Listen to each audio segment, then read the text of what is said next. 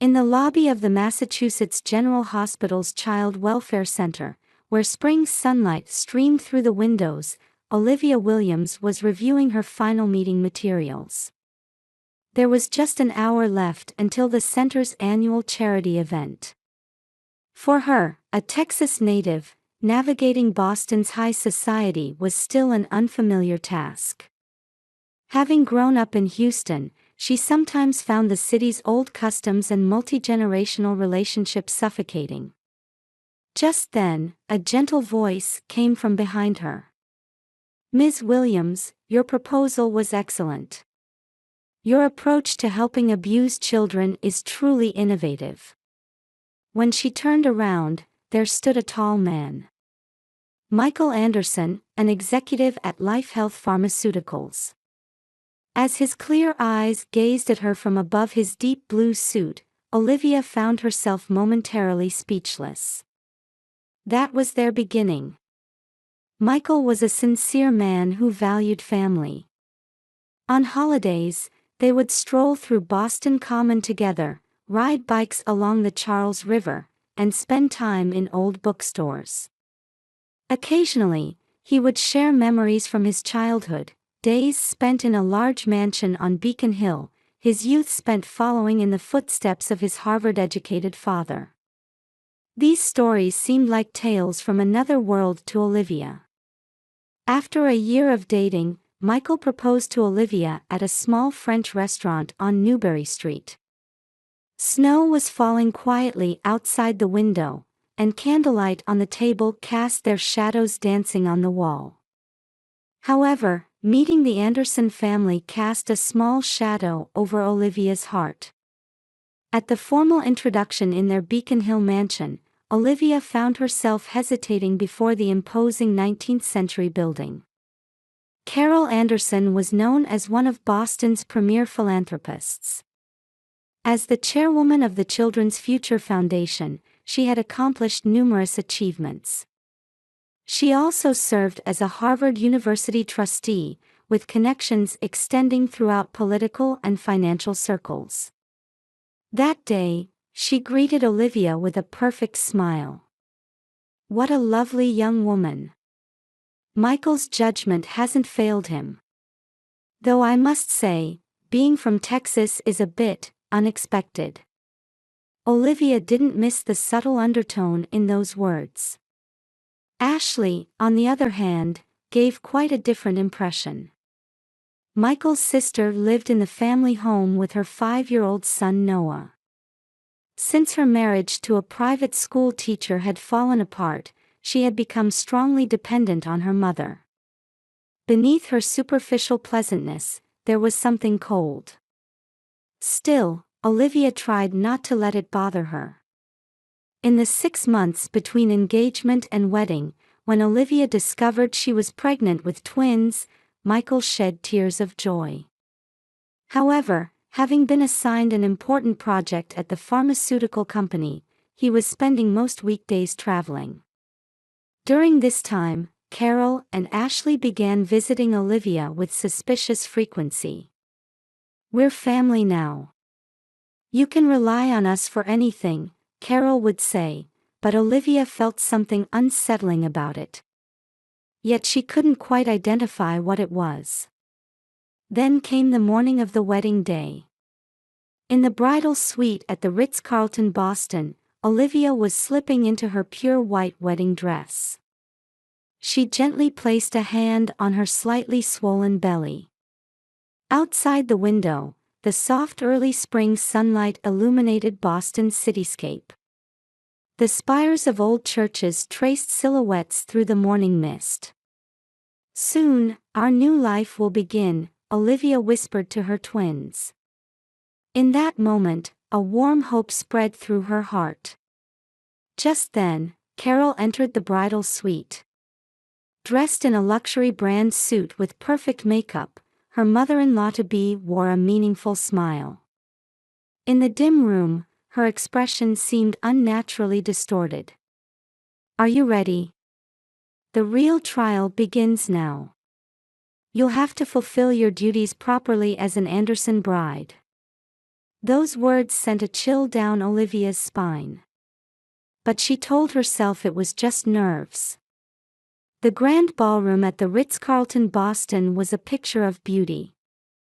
300-year-old crystal chandeliers scattered light like rainbows from the ceiling, while pure white roses and calla lilies adorned the venue with elegance.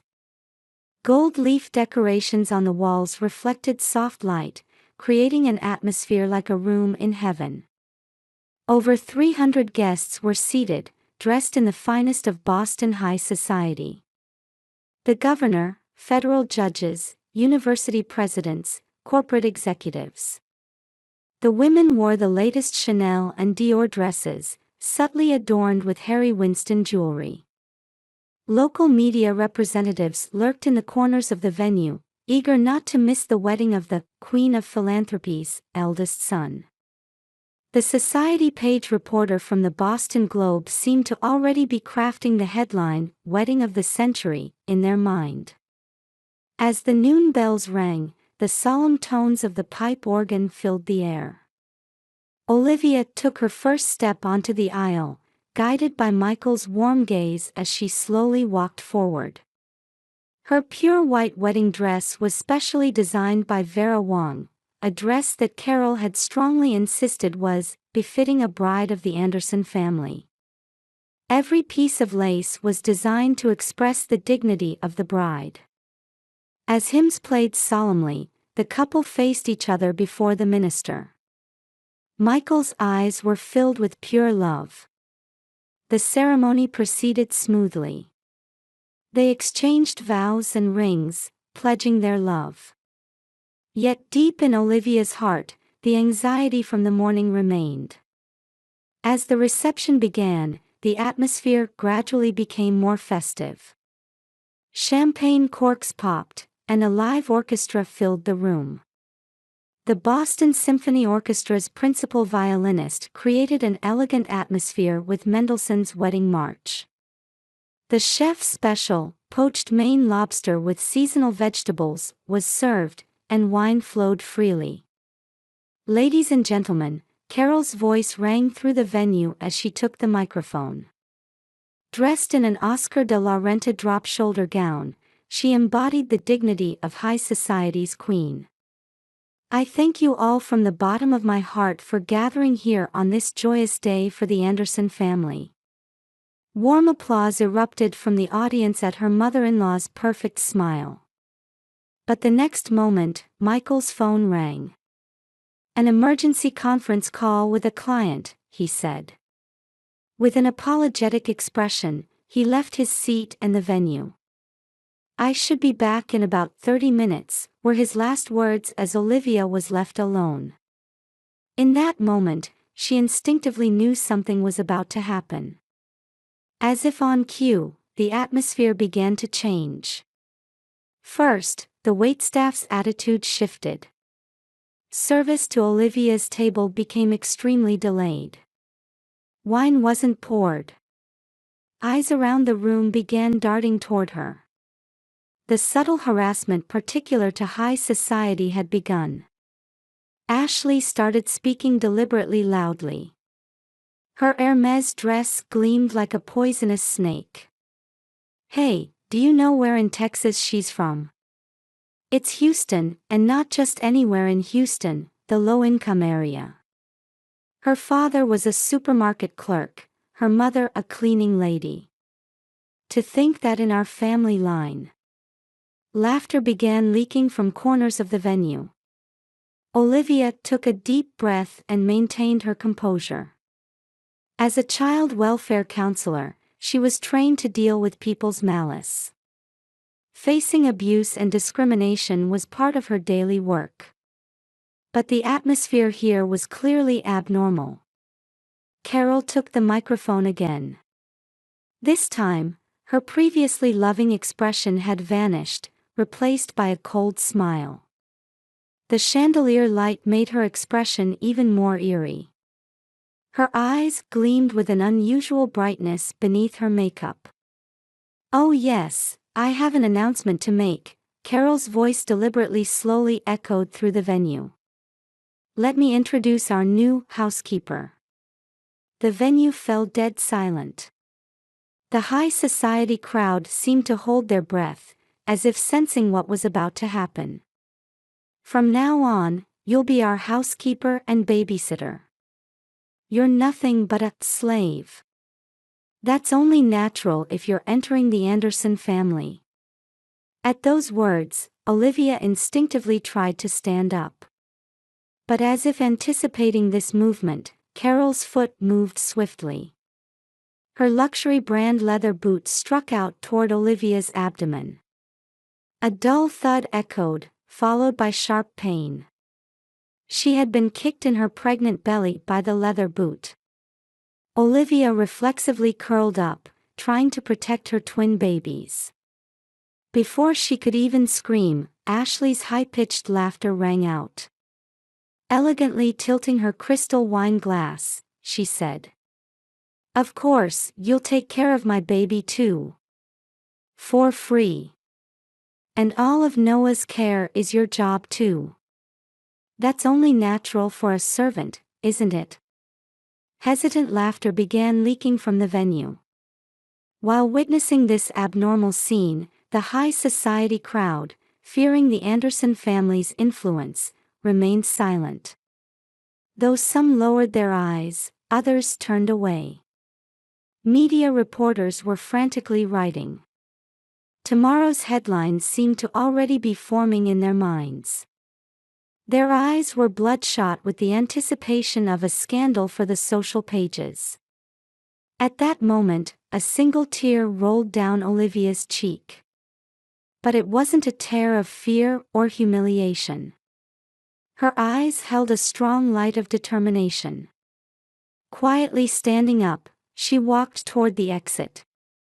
Back straight, never looking back. Just before touching the door, she said in a small but firm voice, "Please wait. I've recorded everything."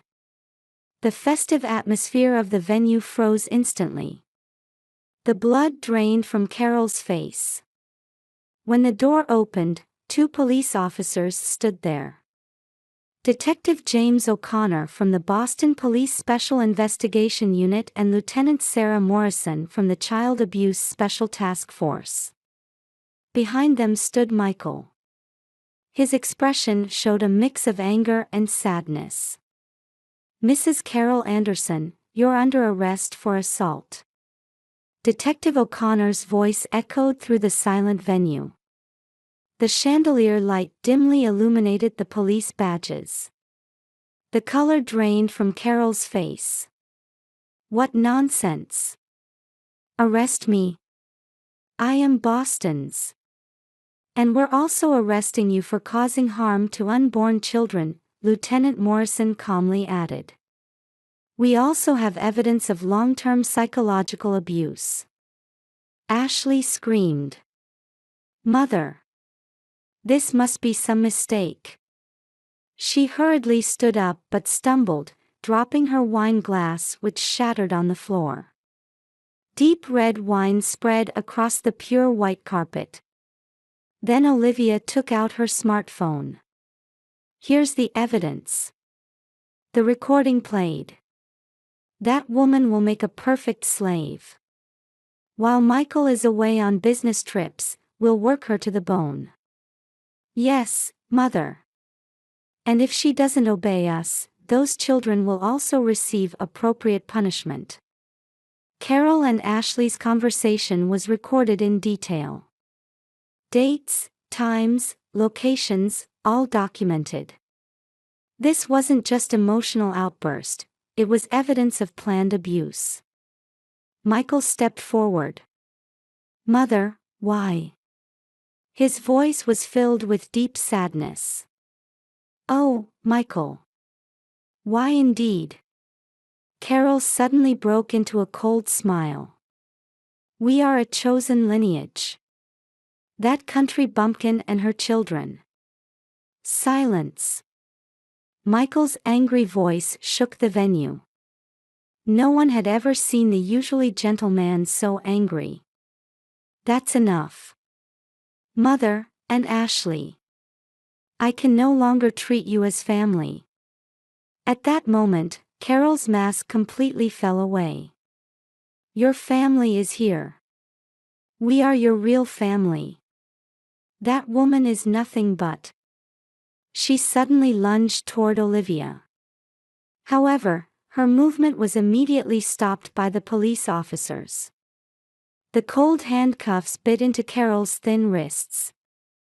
Ashley had collapsed in tears. Noah, what will happen to my son? Lieutenant Morrison answered calmly. Child Services will make appropriate decisions. Your son's safety comes first. The venue was in chaos. The high society crowd was speechless at this unexpected turn of events. Media frantically wrote, camera flashes flickering. To think that Carol would. Beneath that philanthropist's mask. What will happen to the Children's Future Foundation? Whispers circulated through the venue. But they weren't voices of sympathy, rather, they contained disgust for years of hypocrisy. Olivia quietly walked to Michael. He gently embraced his wife, softly placing his hand on her belly. Are you all right? Let's go to the hospital. Yes, but. Don't worry. I won't let anyone hurt you all anymore. A warm atmosphere began surrounding the couple. Several guests approached, offering kind words. At that moment, the venue doors opened again. The Massachusetts General Hospital emergency medical team had arrived. Dr. Sarah Watson, an obstetrician and Olivia's colleague, rushed over. Olivia. Let's examine you right away. The paramedics carefully moved Olivia onto a stretcher. Michael held her hand tightly as he accompanied her. Carol and Ashley were led away by police officers. Their retreating figures had completely lost their former dignity. Their luxury brand dresses now looked like pitiful protective gear. Among the remaining guests, a man stood up. A justice of the Massachusetts Supreme Court.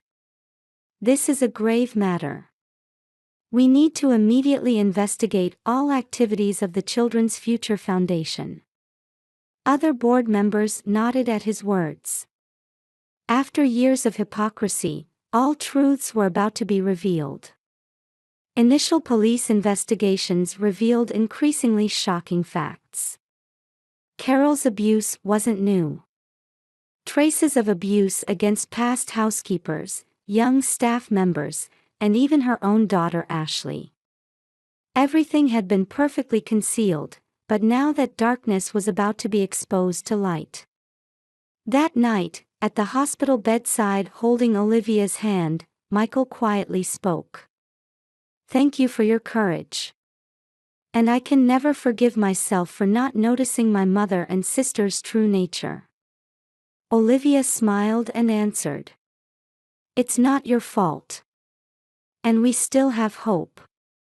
She gently placed her hand on her belly. The ultrasound showed the twins were safe. The interrogation room at Boston Police Headquarters was illuminated by cold fluorescent lights. Carol Anderson sat in a hard chair, still in her luxury brand dress. A large mirror was mounted on the wall, behind which investigators observed her every move. Let me confirm again, Lieutenant Sarah Morrison opened a thick file. In front of her lay mountains of evidence gathered from the investigation. Your history of abuse spans quite a long period. Carol snorted. I am Boston's most respected philanthropist. These baseless rumors. Morrison calmly operated a tablet and played a video. It showed Carol abusing a young housekeeper. Security camera footage from the Anderson mansion in 2019. Then 2020, 2021, 2022. In the successive videos, Carol's cruelty escalated year by year. Are these rumors too? Carol's expression tensed. That's. And there's more. This time, audio played. A conversation with Ashley's husband, ex-husband.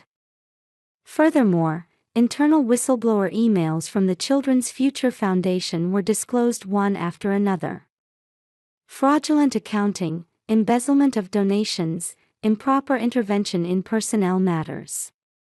Evidence of systematic crimes spanning over 20 years came to light one after another. In another room, Ashley was also being interrogated. She had already begun telling everything. "Mother demanded perfection from us," she spoke in a trembling voice. Mistakes were absolutely forbidden. Bringing shame to the Anderson name was the greatest sin. When she rolled up her sleeve, old abuse scars appeared. "But I believed in Mother's love. I convinced myself it was all for our sake." Outside the interrogation room, Michael was having a serious discussion with a lawyer. Jane Hamilton, sent from Boston's most prominent law firm. "This isn't just a domestic violence case," Hamilton said. "Large-scale fraud using a charitable organization, systematic abuse over a long period, and..." She spread new documents. They contained records from Carol's younger years. 1985, her first marriage. Her husband's suspicious accidental death. 1990, divorce from her second husband. His disappearance immediately after. And then marriage to her current husband. Michael's father. All the patterns match.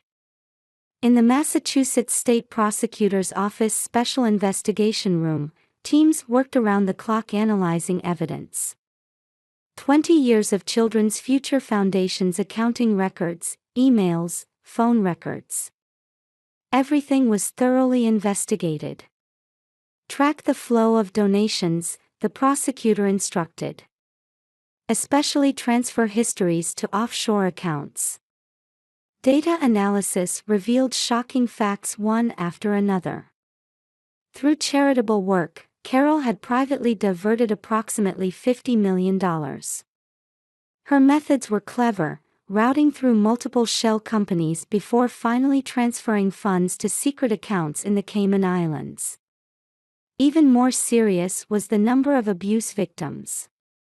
Over 20 years, more than 30 housekeepers had worked for the Anderson family. Most disappeared after a few months. Many were immigrants who endured abuse to continue sending money to their families back home. Newspapers began reporting extensively on the case. The social impact far exceeded expectations. Boston's high society was deeply shaken. Prominent figures who had close relationships with Carol were questioned one after another about their responsibility. The credibility of the entire charitable sector came under scrutiny. Media continued reporting new facts daily. Former housekeepers began coming forward with testimonies. "We were constantly watched by surveillance cameras. Meals were only once a day, and just leftovers. They took our passports and restricted our movements." The Massachusetts General Hospital medical team analyzed traces of past abuse medically. The results were even more shocking. Ashley's body bore marks of abuse from childhood. However, they had been cleverly concealed. What was claimed to be treatments at luxury spas was actually treatment for hiding scars. New testimonies emerged from within the Children's Future Foundation as well. Her attitude at board meetings was like a dictator. Staff who voiced opposing opinions were immediately ruined. An accountant who tried to investigate the flow of donations suddenly disappeared. As the investigation progressed, the full picture of Carol's crimes gradually came to light. This wasn't just a case of abuse and embezzlement. It was a horrific history created by power, money, and twisted desire for control. Around that time, a letter arrived for Olivia at her hospital bed. It was from a housekeeper who had worked for the Anderson family 10 years ago. "Thank you from the bottom of my heart for your courage. Finally, we can be free. Truth can sometimes be cruel. However, the courage to face it creates new hope." Michael decided to submit all evidence to the prosecution. "Even if she's my mother, justice must be served." 6 months later, in a quiet residential area in the Boston suburbs, maple trees beginning to turn red gently embraced a new mansion. "Good morning, my angels." Olivia opened the curtains, letting morning sunlight into the twins' bedroom. Emma in her pink bed and Noah in his light blue bed stretched their tiny limbs as they awoke. Both had inherited Michael's eyes and Olivia's smile. Downstairs in the kitchen, Michael was preparing breakfast. He now headed the pharmaceutical company's research and development division. He poured his passion into developing new drugs for pediatric care while treasuring time with his family. The final verdict is in, Olivia showed her smartphone screen. The Massachusetts Supreme Court had sentenced Carol to 15 years in prison and Ashley to 7 years. Additionally, they were ordered to return the approximately $50 million they had misappropriated and pay compensation to the victims. "It's finally over," Michael's voice mixed relief with sadness. During the trial, there had been unexpected developments. Before beginning her sentence, Ashley completely gave up custody of her son Noah. In exchange, she promised to undergo counseling for rehabilitation. Within her had grown a desire to break the cycle of abuse received from her mother. Carol never admitted her wrongdoing until the end. However, her immense influence was completely lost. The Children's Future Foundation was dissolved and reborn as the New Hope Foundation under a new board of directors. The lives of former victims also began moving forward bit by bit. Former housekeepers began new lives with compensation from the foundation. Some opened small restaurants, others started attending their dream schools. Many became involved in supporting victims of human trafficking and abuse, using their own experiences.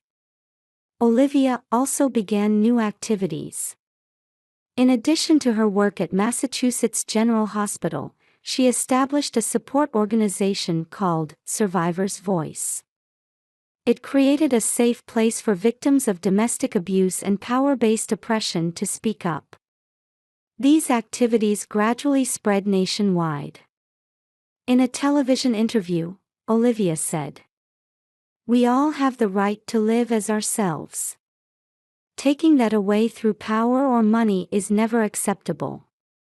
And if you have the courage to speak up, someone will surely help you." Michael also launched a research project at the pharmaceutical company focusing on mental health care for abuse victims. The old Anderson mansion was reborn as a victim support center. The place once filled with dark memories now radiates hope. One weekend afternoon, while walking in the park with their family, a stranger approached them. "Are you Olivia?" She spoke with tears in her eyes. "My daughter was saved by the counseling at your organization. Thank you so much." They had been hearing such words more frequently lately. The twins continued growing steadily. Emma developed her mother's compassionate heart, while Noah inherited his father's strong spirit of inquiry. Both thrived in the warmth of their family. Sometimes Ashley's son Noah, the twins' cousin, would come to play. He lived with a foster family, growing up in a new environment filled with love. The wounded child's heart was healing slowly but surely. A new family photo adorned the living room wall. It showed the smiling family of 4 with a large maple tree that had grown tall. The past suffering had certainly left deep scars. However, those scars now served as proof of new hope. Michael and Olivia walked forward together. Though they sometimes shed tears, they never lost hope. And their story continues to give courage to many people. The importance of speaking up. The strength to protect loved ones. And hope for building a new future. In the evening sky they watched as a family, a sunset spread across the horizon, promising a new tomorrow. "Hey, Michael," Olivia said while holding the twins. "We're going to be all right." "Yes, we are," he answered with a gentle smile. "Let's keep walking forward together." The seasons change, trees sprout new buds, and the story of hope continues.